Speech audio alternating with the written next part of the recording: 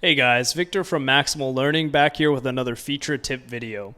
So if you're a student in college or high school, then you might be using Blackboard LMS. The cool thing is that you can import your assignments and school stuff over from Blackboard to the Max app. This way you can have all of your school stuff and also your external non-school events all in one single calendar. So you just go here to your Blackboard landing page, press the calendar tab button, then click the calendar settings button, press the three dots button here, Share Calendar, and then copy this ICS link provided here.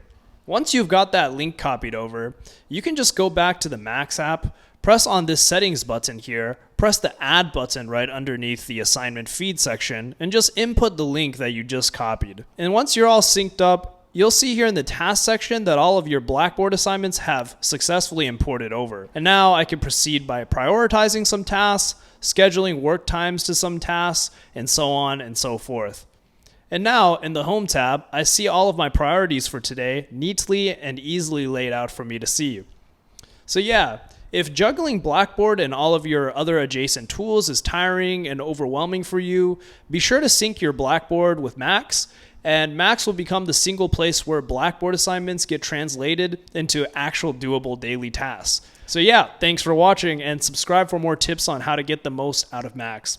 Thanks.